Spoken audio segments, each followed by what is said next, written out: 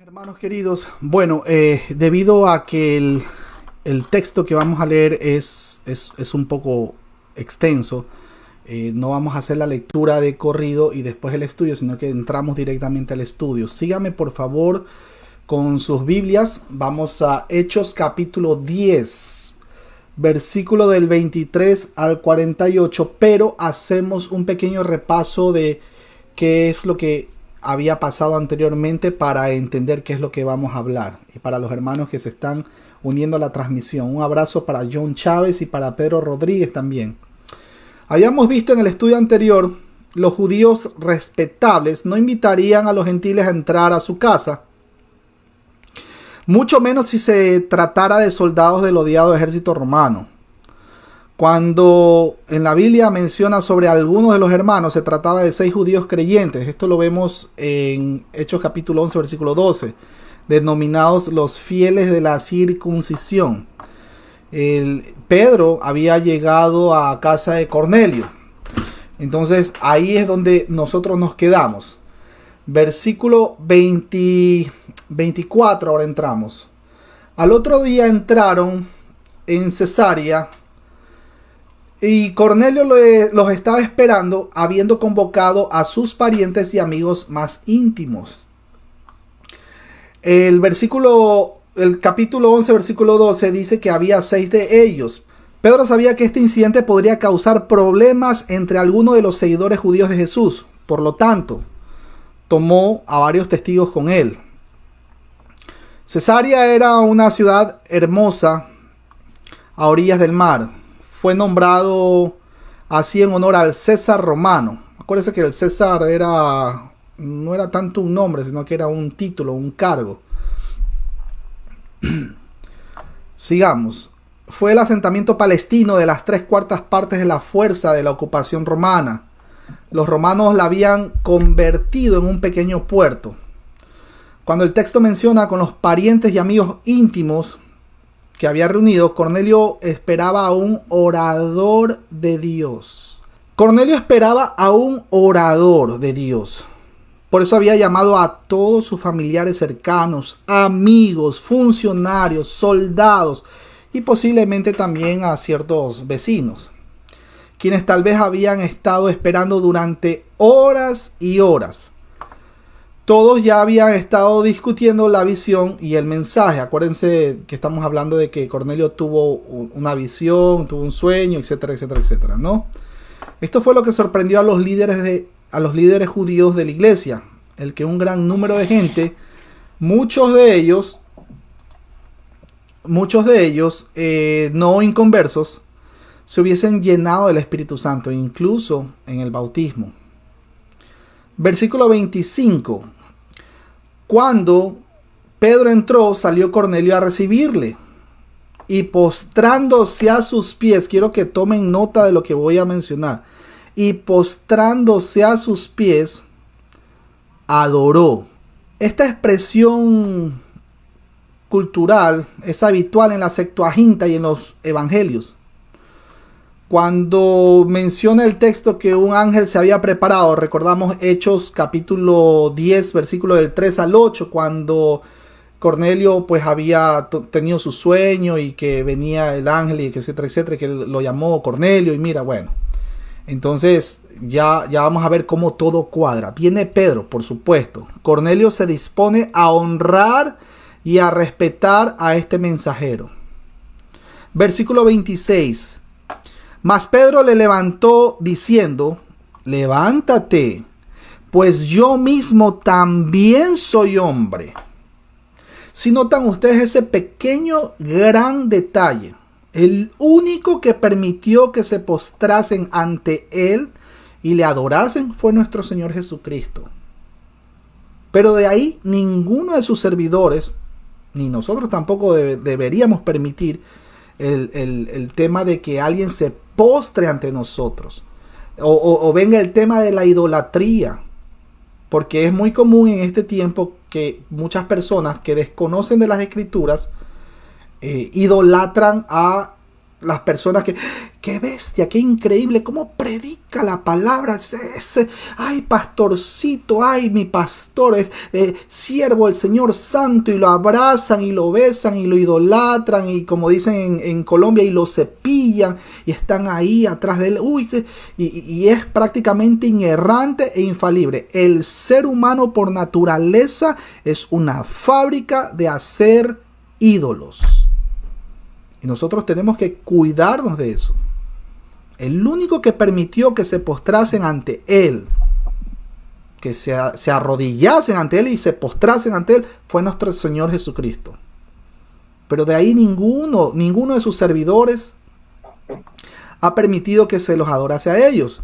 Nosotros vemos, por ejemplo, en Apocalipsis capítulo 19, versículo 10. Ustedes recuerdan que Juan se le quiso postrar, arrodillar al ángel para adorarle. Dijo, no, espérate, no, ¿qué te pasa? Yo también soy consiervo tuyo. No. Y lo mismo en Apocalipsis capítulo 22, versículo del 8 al 9. Debemos tener mucho, pero mucho cuidado a este tipo de detalles. A quién nosotros vamos a adorar, a quién nosotros vamos a servir, a quién nosotros vamos a clamar misericordia y a quién vamos a clamar para que perdone nuestros pecados. Esto es un contraste con el mundo, y lo digo con respeto, con el mundo católico romano religioso, al permitir que se le postren y adoren al que le llaman pues el Santo Padre, ¿no? el líder de ellos. Versículo 27. Y hablando con él, entró y halló a muchos que se habían reunido. Aquí hay una aparente discrepancia en el texto griego. Sin embargo, la primera entrada que se menciona en el versículo 25 podría ser la puerta de la ciudad, y la segunda, en el versículo 27, la del patio de la casa, que podría ser la de Cornelio. Cualquiera que sea el caso, permítanme un segundo, las personas que tienen abierto el micrófono, ahí está. Cualquiera que sea el caso, la verdad es que una vez más Pedro violó el ritualismo ceremonial judío por entrar a la casa de un gentil. Ahí vamos viendo cómo el Espíritu Santo actúa en una persona. El amor por el prójimo por encima de la religiosidad y rituales y tantas cosas que el ser humano se llena, ¿no? Para intentar llegar a Dios. Versículo 28. Y les dijo, vosotros sabéis mire cómo le recuerda, vosotros sabéis cuán abominable es para un varón judío juntarse o acercarse a un extranjero, pero a mí me ha mostrado Dios que a ningún hombre llame común o inmundo. Este texto, Pedro está citando la formación rabínica de la escuela de la sinagoga. Sin embargo, esto no se encuentra en el Antiguo Testamento, sino en las interpretaciones rabínicas. Ahí nomás lo encuentras. ¿Pero por qué?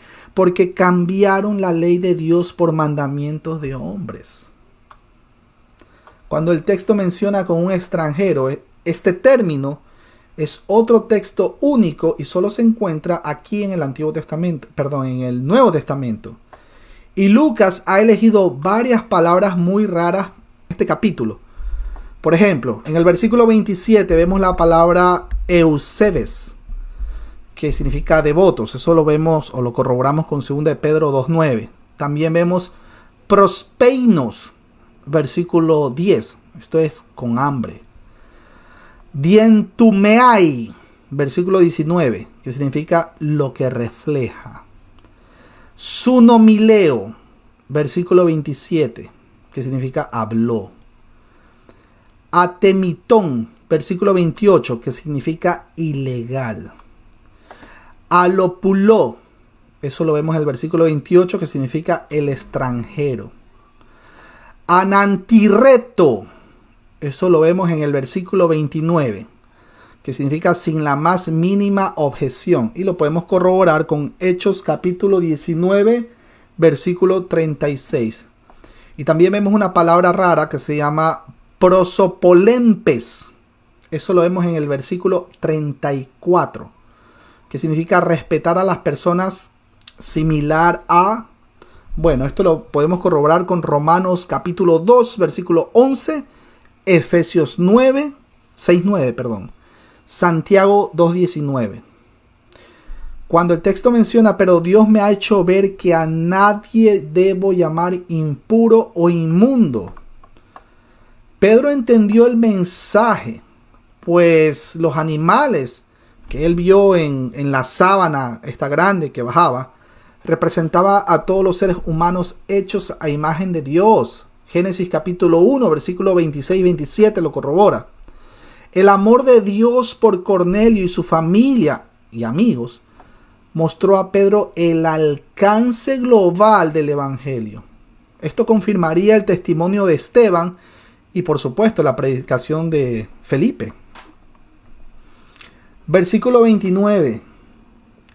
Por lo cual, al ser llamado, vine sin replicar. Así que preguntó, ¿por qué causa me habéis hecho venir? Versículo 30. Entonces Cornelio dijo, hace 4 días que a esta hora yo estaba en ayunas, y a la hora 9, mientras oraba en mi casa, vi que se puso delante de mí un varón con vestido resplandeciente o ropas brillantes, como lo quiera llamar. Recordemos que los ángeles siempre aparecen así. En Hechos capítulo 1, versículo 10, Mateo 28:3, Marcos 16:5. Un dato muy importante que debemos tener en cuenta. Cuando el ser humano va a ayunar, no va a ayunar para torcer la mano de Dios ni la voluntad de Dios. El ser humano va a ayunar porque él quiere entender la voluntad de Dios. Hay algo que no entiendo, algo que está pasando, por más de que me he portado muy bien y no sé por qué estoy pasando por todas estas situaciones y me siento afligido y sigo predicando el evangelio, más sin embargo, no sé, hay algo como que no me cuadra, no encuentro respuesta. Póngase a ayunar. Métase un ayuno. Métase un mediodía de ayuno, métase un día de ayuno. Pero si usted va a ayunar es para entender la voluntad de Dios. Usted no va a ayunar para torcer la mano de Dios para que le consiga esa persona o esa pareja que tanto ha anhelado durante tanto tiempo. No haga eso, porque si usted ayuna para torcer la mano de Dios, usted va a pasar hambre, porque Dios es soberano. Sigamos, versículo 31. Y dijo Cornelio, tu oración ha sido oída y tus limosnas han sido recordadas delante de Dios. Miremos que es la tercera vez en este capítulo que la piedad de Cornelio ha sido confirmada. Versículo 4 y versículo 22 para corroborar. Cornelio no era la sorpresa. La cuestión es que sus amigos, quiero mandar un saludo también para doña Fabiola Cortés, antes que me olvide. Dios me la bendiga. La cuestión es que sus amigos, esclavos y familia también confiaron en Cristo. Es uno de varios ejemplos en Hechos de los Apóstoles para la salvación de toda la familia. Aquí se enfatiza la respuesta personal. Ojo, y nos sorprende este tipo de acciones comunitarias, pues la mayor parte del mundo asume respuestas tribales, de familia o con orientación de grupo. Dios es capaz de trabajar con varios modelos al mismo tiempo para alcanzar a los seres humanos hechos a su imagen y semejanza. Versículo 32. Envía pues a Jope y haz venir a Simón, el que tiene por sobrenombre Pedro, el cual mora en casa de Simón, un curtidor, junto al mar, y cuando llegue, él te hablará. Así que luego envié por ti, versículo 33, y tú has hecho bien en venir. Ahora pues, todos nosotros estamos aquí en la presencia de Dios para oír todo lo que Dios te ha mandado. Miren cómo tenían ya un corazón predispuesto. Ellos estaban ahí no porque eran curiosos, chismosos, querían estar como hacen los religiosos o fariseos modernos en este tiempo. Vamos a ver, me voy a meter a la prédica a ver del hermano para ver en qué se equivoca y ahí le saco un video y vamos a debatir. No, mi hermano, no. Ellos estaban ahí en casa de Cornelio porque el Espíritu Santo ya estaba preparando los corazones de ellos. Ellos estaban ahí porque el Espíritu Santo hace rato ya los estaba trayendo de muerte a vida. Y ojo que todavía no había un bautizo ahí, ¿eh? Amigos que abrazan o tuercen el texto de al que creyere y fuere bautizado. El bautismo en agua es la consecuencia de que una persona ha creído.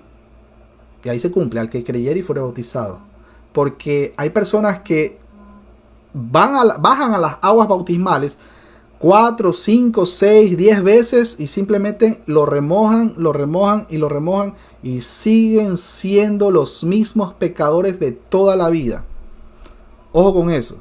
Por eso es que el bautismo no salva.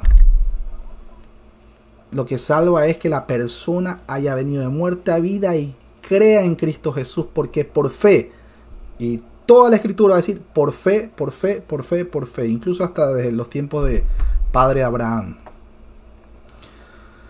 Versículo 33, así que luego envié por ti, y tú has hecho bien en venir. Ahora pues todos nosotros estamos aquí en la presencia de Dios, para oír todo lo que Dios te ha mandado. Esta gente, bueno, todos ellos estaban listos para escuchar, y se dieron cuenta que se encontraban en un momento divino con un mensajero. Versículo 34. Entonces Pedro, abriendo su boca, dijo: en verdad comprendo que Dios no hace acepción de personas. Ese es el comienzo del sermón de Pedro a Cornelio. Es un buen ejemplo de la predicación de la iglesia primitiva, no judía. Ojo con eso, no judía. En el Antiguo Testamento, esta expresión judicial caracteriza a Dios. Lo vemos en Deuteronomio, capítulo 10, versículo 17. Segunda de Crónicas, capítulo 19, versículo 7. Y necesita de su pueblo. Deuteronomio, capítulo 1, versículo 17 y capítulo 16, versículo 19. Ahora, en el Nuevo Testamento también es una caracterización común para Dios. Lo vemos en Romanos, capítulo 2, versículo 11. Gálatas 2:6 y en Efesios 6:9. Miren que en el Antiguo Testamento esta expresión significa literalmente levantar la cara. Les menciono esto porque en los tribunales hebreos los acusados mantenían la cabeza así, agachada, para que el juez no reconociera a la persona, evitando así un juicio sesgado. Dios no tiene favoritos. Las naciones, razas o individuos. No es que es que yo me voy a volcar o voy a poner mi mano siempre para que todo les vaya bien solamente a los judíos. Porque es que es el pueblo de Dios. Muchos dicen así. Es que es el pueblo de Dios. No, mis hermanos queridos. No es así. Leamos la escritura de manera sistemática y ordenada. Para Dios no hay acepción de personas.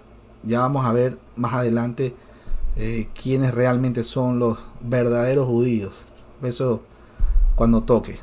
Versículo 35. Sino que en toda nación se agrada del que le teme y hace justicia. Esta descripción no se refiere al concepto de la salvación espiritual. Ojo con eso. Pero al parecer presenta la idea de la limosna, oración y piedad. La frase debe ser teológicamente equilibrada con el mandato de recibir el Evangelio de nuestro Señor. Juan capítulo 1 versículo 12, 3:16, Romanos 10 del 9 al 13. Corroboramos.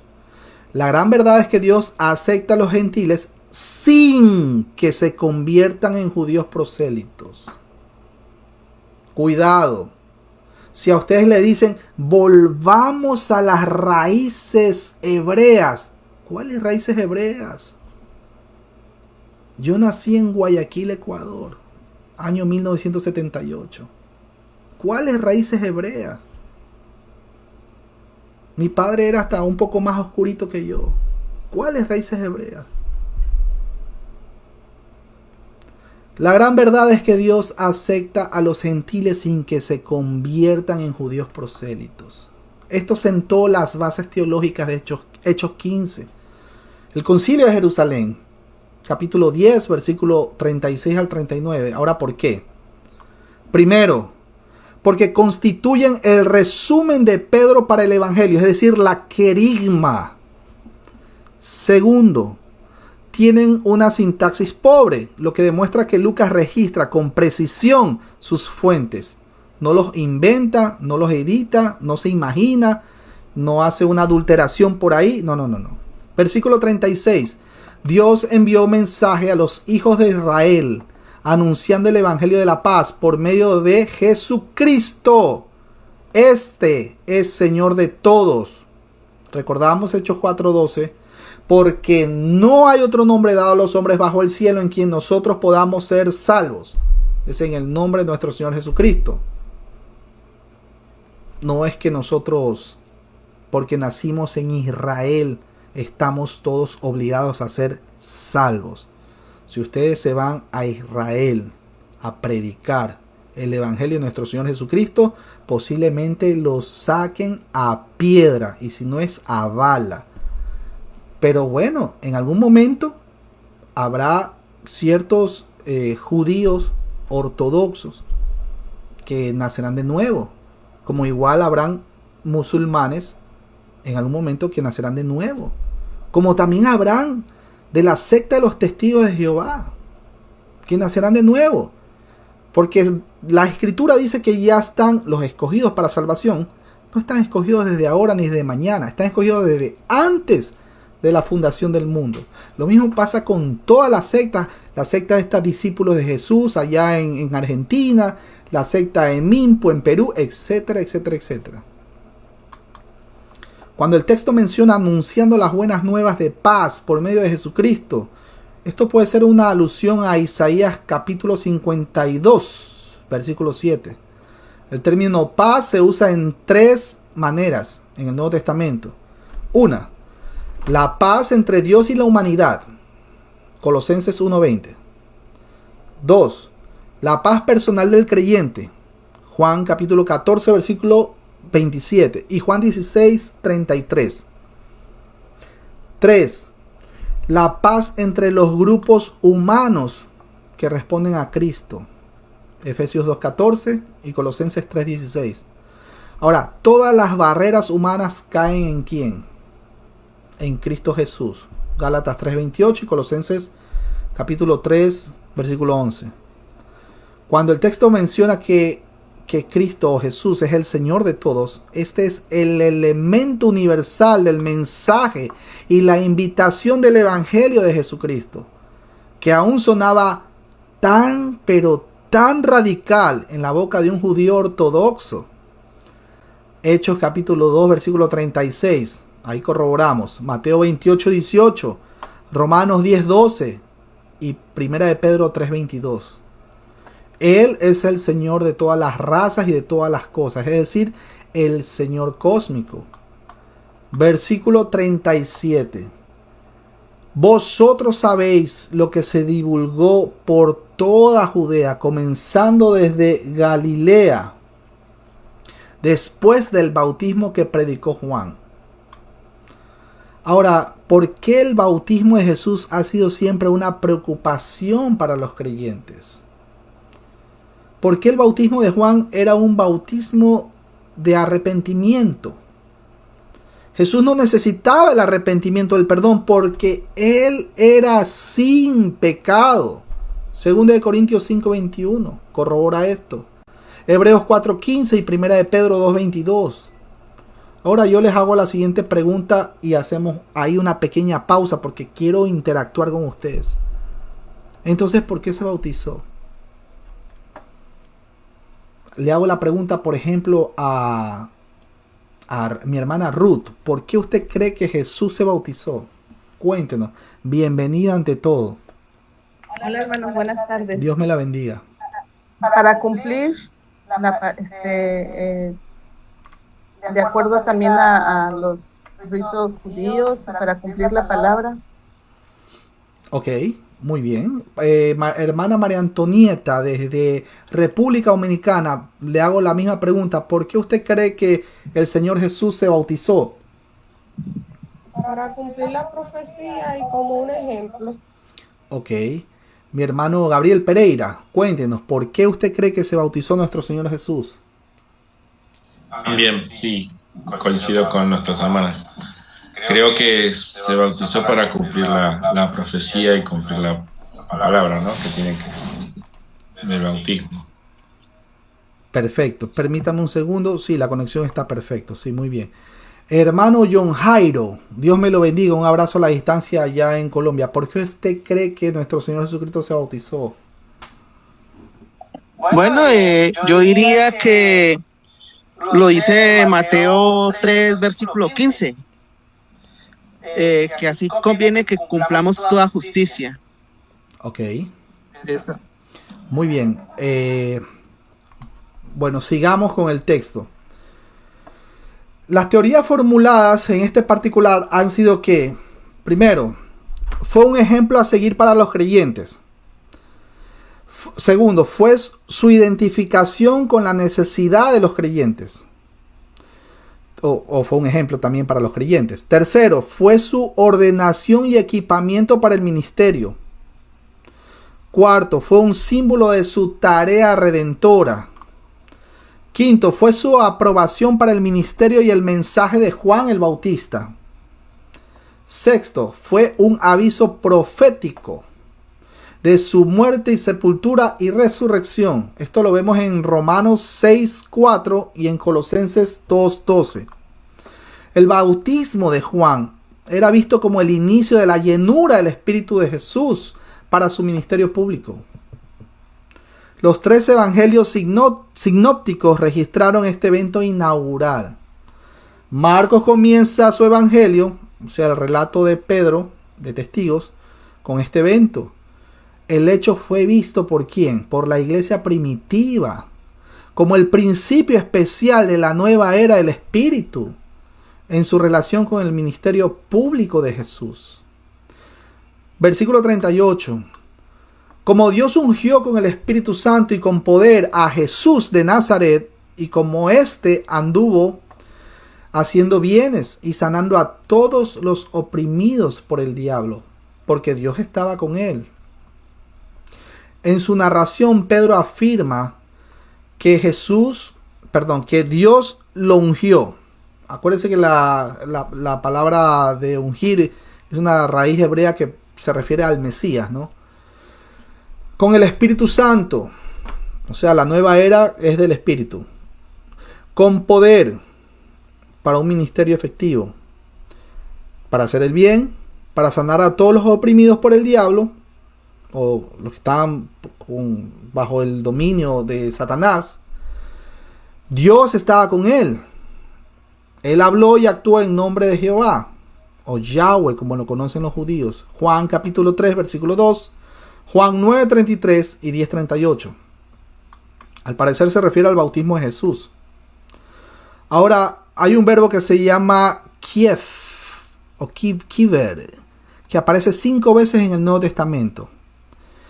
Y en 4 de estos pasajes se refiere a la unción de Cristo por el Padre, según Lucas capítulo 4, versículo 18, que cita Isaías 61:1, Hebreos 1:9, Salmos 45:7, Hechos 4:27, donde se hace una especial referencia a Salmos 2, que le precede inmediatamente, y a Hechos 10:38, donde se nos dice que Dios ungió a Jesús con el Espíritu. Ya ahí ustedes van viendo cómo el Padre, el Hijo y el Espíritu Santo están involucrados en toda esta situación. Versículo 39. Y nosotros como testigos de todas las cosas que Jesús hizo en la tierra de Judea y en Jerusalén, a quien mataron colgándole en un madero.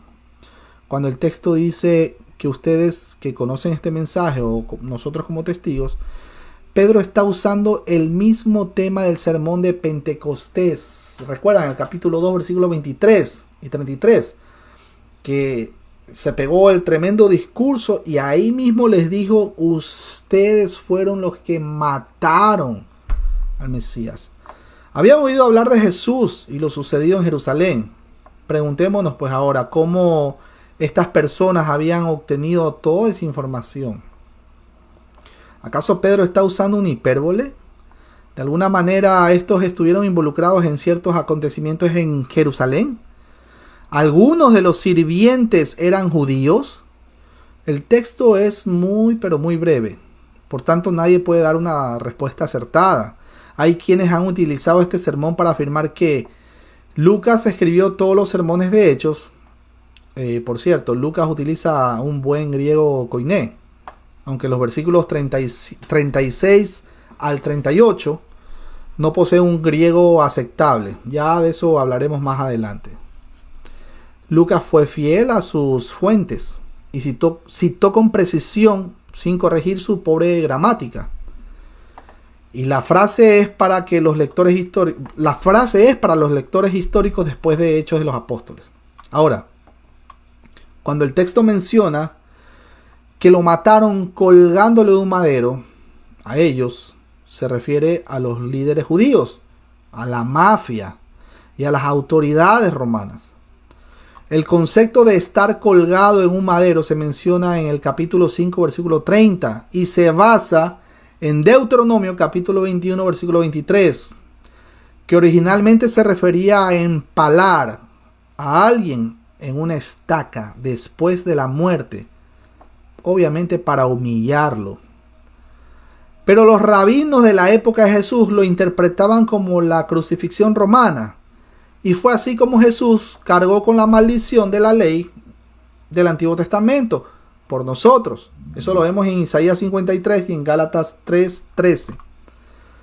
Versículo 40. A este, está hablando de nuestro Señor, levantó Dios al tercer día e hizo que se manifestase. Es interesante teológicamente que Isaías capítulo 53, versículo del 4 al 6 y también el versículo 10 afirma que fue voluntad y el propósito del Padre que Jesús sufriera y muriera. Génesis capítulo 3:15 también, para que lo tengamos ahí de referencia. El Padre o Jehová utiliza la participación de ¿quién? Satanás, el malvado liderazgo judío. Eso incluye también la hipocresía, ¿no?, de ellos. El manipulador liderazgo romano y la turba judía enojada. Él utiliza todo para lograr su propósito último en la humanidad, a quienes hizo a su imagen y semejanza. Esto es la soberanía. Se ha alcanzado la muerte y la resurrección de vida para Jesús y para todos sus escogidos desde antes de la fundación del mundo. El Nuevo Testamento afirma que las tres personas de la Trinidad estuvieron presentes, activas, involucradas en la resurrección de Jesús. Primero, el Espíritu Santo. Esto lo vemos en Romanos 8:11. Segundo, nuestro Señor Jesucristo. Juan capítulo 2, versículo del 19 al 22. Y Juan capítulo 10, versículo del 17 al 18. Y también el Padre. Y tenemos muchos textos. Les menciono algunos. Hechos 2:24. Hechos 2:32. Hechos 3:15. Hechos 3:25. Hechos 4:10. Hechos 5:30. Hechos 10:40. 13:30, 33, 34, 37, Hechos 27, 31, Romanos capítulo 6, versículos 4 y 9. Esta fue la confirmación de la verdad divina en la vida, la muerte y la enseñanza de nuestro Señor Jesús. Fue un aspecto importante de la querigma según los sermones en Hechos. Cuando el texto menciona el tercer día, debido a 1 Corintios 15:4, algunos relacionan esto con Oseas 6:2 y Salmos 16:10. Pero lo más probable es que Jonás 1.17 se relacione con Mateo 12.40. Versículo 41. No a todo el pueblo, sino a los testigos que Dios había ordenado de antemano, a nosotros que comimos y bebimos con él después que resucitó de los muertos. Jesús se le apareció a varios grupos selectos. Juan 14:19, para que vayan corroborando después más adelante. Juan 14:24, Juan 15:27, 1 Corintios 15 del 5 al 9. Cuando dice el texto, sino a nosotros que comimos y bebimos con él después de la resurrección, aunque el cuerpo resucitado de Jesús no haya tenido necesidad de alimentación física en la resurrección, él comió y bebió para mostrar a cada uno de sus testigos de que él era real. De hecho, ustedes recuerdan que le dijo Tomás, o sea, si quieres, pon tus dedos, tus manos y mira, o sea, para que vea. Y bueno, y también para expresar su comunión con ellos. Lucas 24:35, Juan 21 del 9 al 13 y también Lucas 41, Lucas 24 del 41 al 43. Ahora, Juan aquí ataca, y esto es importantísimo. No es que Jesús se levantó de una manera, no, que era un espíritu, que no, imagínense, un espíritu que come pescado y, o sea, eso como que no hace sentido. Ya en ese tiempo, ya Juan aquí ataca directamente al docetismo, que ya estaba empezando a invadir la iglesia. Bueno, ya a este tiempo todavía hay sectas que dicen que Jesús no resucitó físicamente, sino que no fue. Hay otros que dicen que lo ven nada más con los ojos de la fe. Bueno, versículo 42. Y nos mandó que predicásemos al pueblo y testificásemos que Él es el que Dios ha puesto por juez de vivos y muertos. Cuando dice el texto, Él nos mandó a predicar al pueblo, el pronombre se refiere a Jesús. Mateo 28 del 18 al 20. Lucas 24, 47 y 48. Juan 15:27. El testimonio debía empezar en Jerusalén para alcanzar a todo el mundo. Hechos capítulo 1 versículo 8.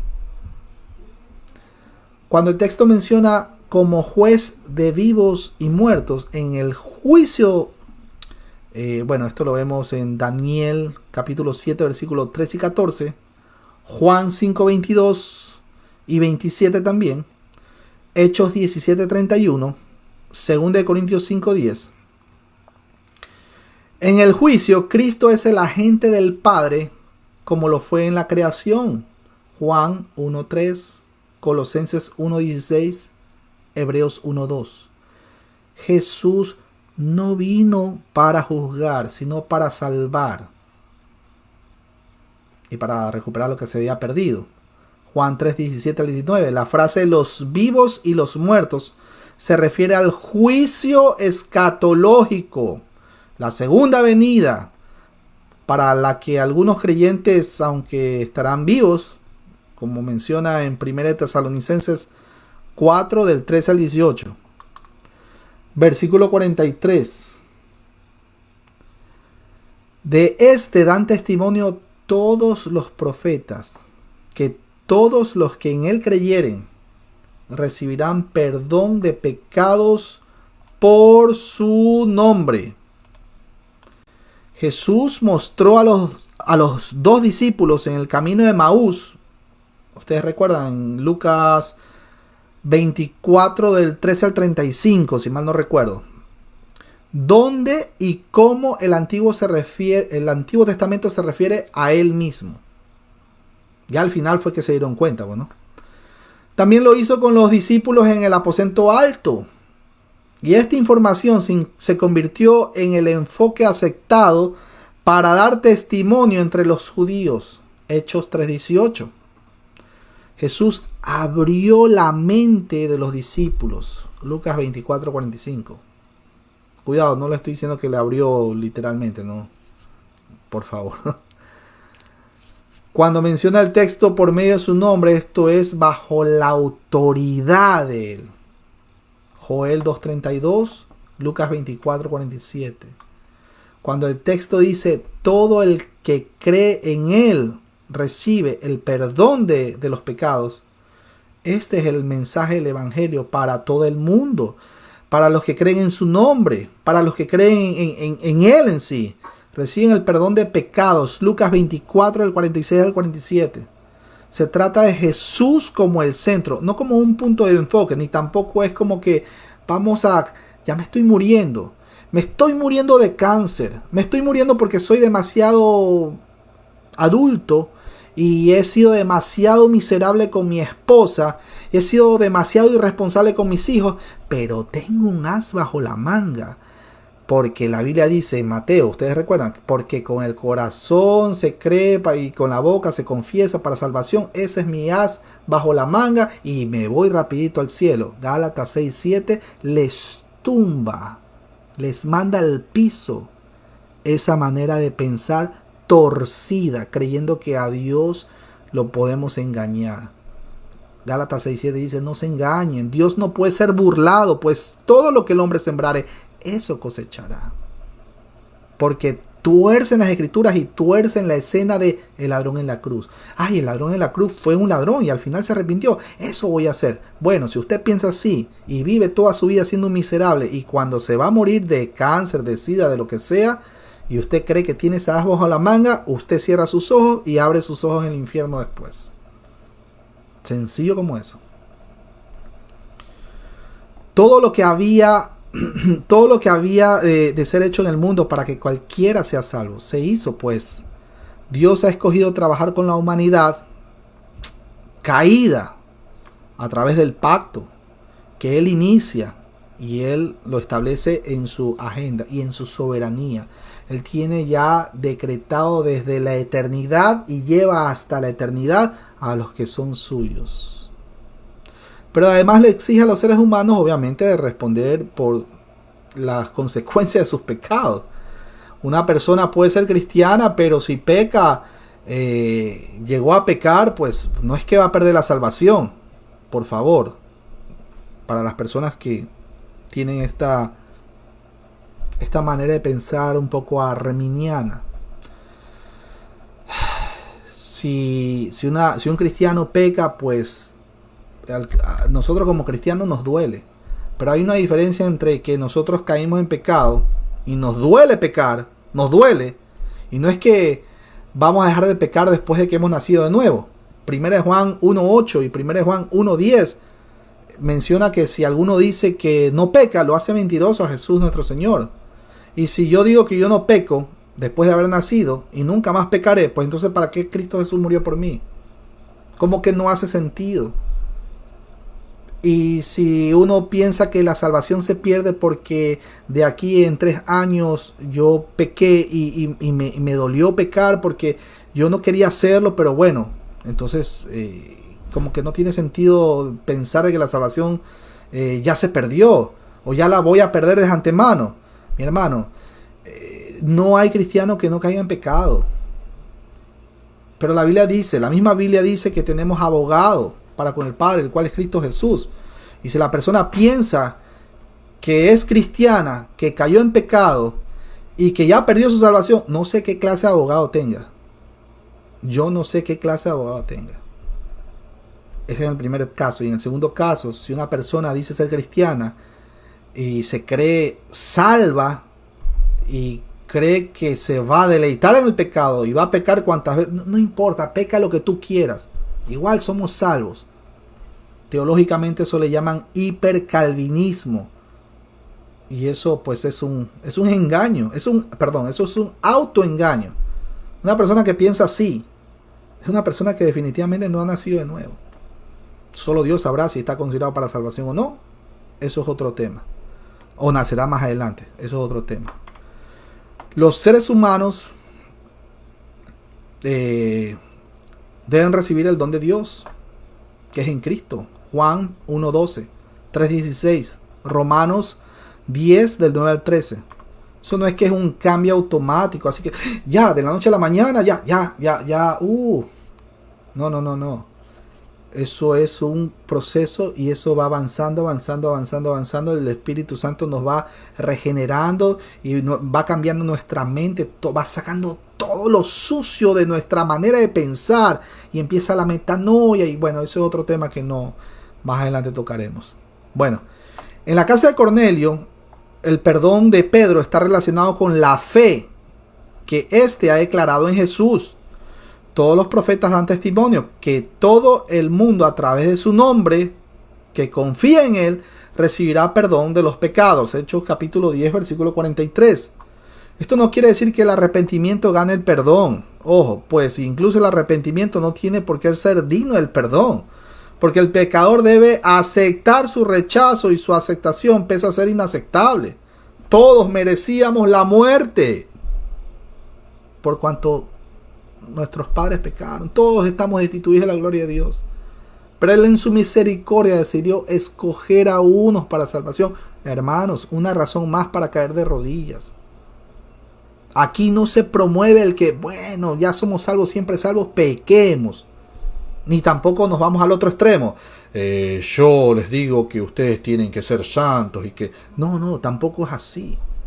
Porque hay tantos por ahí, incluso youtubers, que mencionan videos de que santidad, y confunden y tuercen las escrituras. Sin santidad nadie verá al Señor, y comienzan a torcer. Bueno, eso yo les recomiendo definitivamente, seriamente, los videos del hermano Edgar Escobar todos los domingos, 9 de la mañana, hora Colombia. Y si no alcanzan a verlo en vivo e indirecto, pues véanlo en diferido. Canal Biblia Libre Prédicas. Regresamos, versículo 44. Mientras aún hablaba Pedro estas palabras, ¿qué pasó? ¿Convulsionaron todos acaso? ¿Cayeron al piso? ¿Qué dice la escritura? Veamos nuevamente, versículo 44. Mientras aún hablaba Pedro estas palabras, el Espíritu Santo cayó sobre todos los que oían el discurso. Observemos que Pedro todavía no había terminado su sermón cuando cayó el Espíritu. Hechos capítulo 8, versículo 16-17, 10-44 y 11-15. Una vez más insisto y repito, ninguno convulsionó, ni empezó a correr, ni empezó a estar así, pues como que, ninguno. La verdadera tensión teológica no era Cornelio, quien había sido simplemente aceptado por la sinagoga local. Eran todos los amigos que no habían tenido contacto previo evidente con el judaísmo, y ahora eran totalmente aceptados por Dios. Esta aceptación ha sido confirmada y demostrada por la misma manifestación del poder espiritual, y su presencia se muestra en Pentecostés. También observemos que el orden de los cambios realizados está el Espíritu Santo, que viene antes de ser bautizados en agua. Antes de ser bautizados con agua. No está relacionado con Hechos 8:17, ni es posterior a ello como en Hechos 2:38. Ojo, que Hechos 2:38 corroboramos. Lucas registra lo que sucedió, no lo que debió haber ocurrido. Hay que tener cuidado de no tratar de convertir algunas de las narraciones de Hechos en un encuentro con el Evangelio, como lo hacen en las sectas. O como que vamos a repetir el Pentecostés, que es muy común en las sectas. Y terminan imitando el don de lenguas, pueden imitar todo si ellos quieren. Pero acuérdense que primero, antes de cuando bajó el Espíritu Santo y hablaron en lengua, hubo un sonido recio. Eso no lo pueden imitar. Tienen que soplar el micrófono. Eso es lo único que les toca hacer, imitar. Versículo 45. Y los fieles de la circuncisión que habían venido con Pedro se quedaron atónitos de que también sobre los gentiles se derramase el don del Espíritu Santo. que no es exclusivamente hablemos en lengua, sino está hablando del creer en Cristo Jesús. La misma manifestación sobrenatural del Espíritu Santo en versículo 46 que sucedió en Pentecostés ocurrió nuevamente, pero ahora involucrando ¿a quién? A los romanos. ¿Se dan cuenta cómo todas estas manifestaciones tienen un propósito histórico, cultural? Por eso salgan corriendo esas iglesias cuando dicen que hablan en lenguas angélicas. Corran, porque la Biblia ya está, el canon está cerrado, está sellado. Los 66 libros ya están. La relación está dada. Lo que hay es iluminación o entendimiento de las escrituras. Esta señal especial no es solo para Cornelio y sus amigos, sino para todos los creyentes circuncidados. De aquí que las lenguas solo se manifestaban frente a los judíos. Eso era como señal de juicio. Ustedes no son exclusivos. Ya no hay judíos, ya no hay gentil. Ojo con eso. Pues así Dios demostró la forma poderosa y clara en que había aceptado a los gentiles, aún a los romanos. Hechos 11:17. Lucas está poniendo la situación literaria para Hechos 15. El concilio de Jerusalén. Más adelante lo vemos. Tanto Pedro como Pablo habían sido convencidos simultáneamente de que Dios había aceptado totalmente a los gentiles. No porque ellos estudiaban la Torá. No. Por fe. ¿Por medio de quién? De Cristo Jesús. Cuando el texto menciona el don del Espíritu Santo, el ministerio del Espíritu se puede ver claramente en Juan, capítulo 16, versículo del 8 al 14. La convicción de pecado es un don del Espíritu. Eso no es que yo me voy a arrepentir porque no me quiero ir al infierno, porque le tengo miedo al infierno.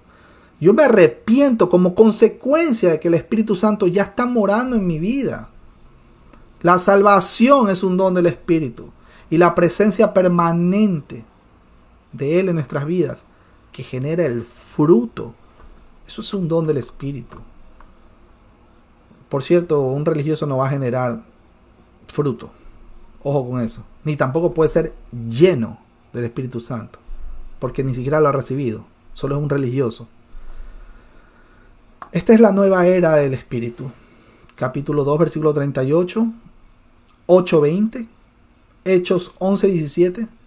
Nada permanente y efectivo ocurre sin la presencia y el poder del Espíritu Santo. Cuando el texto menciona que se hubiera derramado, esto es un indicativo perfecto pasivo, pues algo que alguien derramó. Es una alusión al sistema de sacrificios del Antiguo Testamento. Se profetizó el Espíritu Santo en Joel 2:28, citado por Pedro en su sermón en el día de Pentecostés, en Hechos 2:17 y en el 33.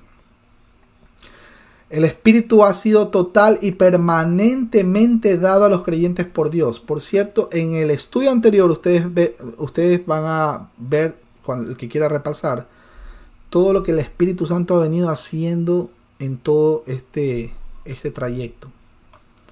Y hasta el día de hoy, por cierto. Versículo 46. Porque los oían que hablaban en lenguas y magnificaban a Dios. Entonces respondió Pedro: ¿puede acaso alguno impedir el agua para que no sean bautizados estos que han recibido el Espíritu Santo, también como nosotros? Esta es una pregunta retórica que espera como respuesta, pues, obviamente un no. La pregunta tenía la intención de ganar el consenso de creyentes judíos que acompañaban a Pedro desde Jope. Versículo 48. Y mandó bautizarles en el nombre del Señor Jesús. Ahí está, vea, los unicitarios. Eso es lo primero que van a decir.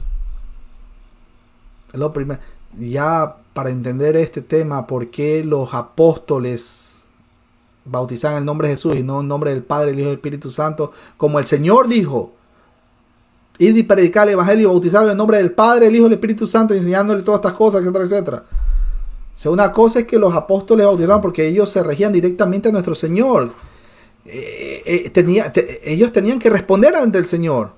Pero el Señor Jesucristo dijo para todos nosotros, ahora sí, bautizándole en el nombre del Padre, Hijo y Espíritu Santo. Si alguien no entiende por qué nosotros bautizamos en el nombre del Padre, el Hijo y el Espíritu Santo, les recomiendo el video de nuestro hermano Edgar Escobar en el canal Biblia Libre sobre falacias de la Trinidad. También les recomiendo el canal del hermano David Silva. Claramente hay la unicidad o los unicitarios y su conexión con el ocultismo. Ojo con eso. Observemos que el bautismo fue inmediatamente. También que fue realizado en el nombre de Jesús, como en el capítulo 2, versículo 38. Capítulo 19, versículo 5. Esto es bajo la autoridad de. La fórmula bautismal en Mateo 28, 19 era en el nombre del Dios Trino, Padre, Hijo, Espíritu Santo. Aquí explico algo. No son títulos como dicen los unicitarios, sino nombres, ya que después de un artículo determinado siempre va un nombre de persona, animal o cosa. Esta es la sexta regla de Sharp para los hermanos que están estudiando en el seminario griego. Al haber la partícula kai separada con el artículo el, enfatiza los nombres. Mis hermanos queridos, yo quiero pasar rápidamente saludando a Irma Martínez. Espero que se esté escuchando bien la transmisión. Ustedes noten claramente cómo todo lo que Dios ha querido que se haga y que se siga haciendo hasta el día de hoy, se lo hace de manera ordenada. Dios es un Dios de orden. Todos los milagros que sucedieron en los tiempos de nuestro Señor Jesucristo, que se levantaron los muertos, etcétera, etcétera, etcétera, etcétera, todo tenía un propósito, todo tenía un significado. Si alguien dice que resucita muertos en este tiempo, salga corriendo de ahí. Ahí no es, ahí no es, ahí no es. Si alguien dice que yo puedo sanar gente, yo voy a orar por ti, te toco y te bajas, salga de ahí corriendo. Ahí no es, ahí no es, ahí no es. Por eso estamos estudiando de manera sistemática, ordenada, corroborando con los textos. Es importante que tengan su Biblia a la mano, así sea la Reina Valera de 1960. Muchos,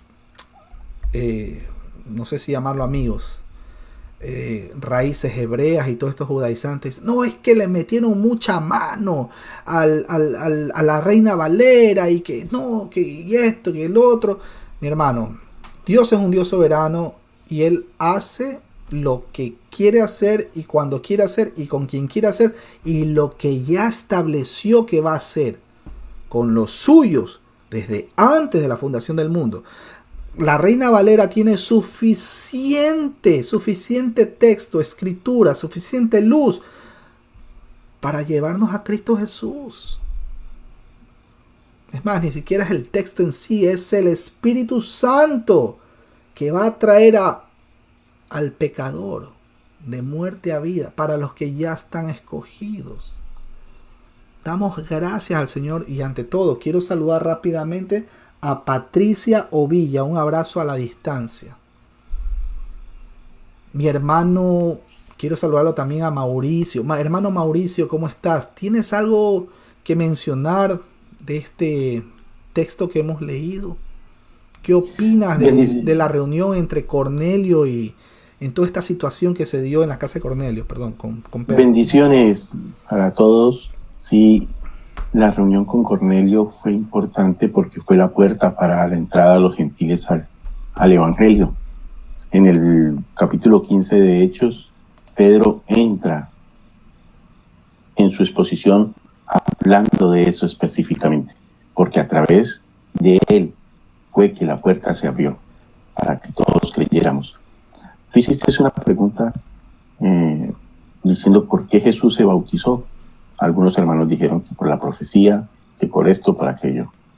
Pero recuerden, Jesús era profeta, era sacerdote y era rey, ¿de acuerdo? O es rey y es sacerdote. En el antiguo Israel, un sacerdote o un rey tenía que ser ungido por un profeta. Y en este caso el profeta era Juan el Bautista. Esa fue la manifestación. Por eso él permitió que lo bautizaran, porque la única forma de él manifestarse ante el pueblo es que un profeta lo estuviera respaldando. Y todos sabían que Juan el Bautista había sido enviado por Dios y era el profeta, el que ungió a Jesús como el Mesías.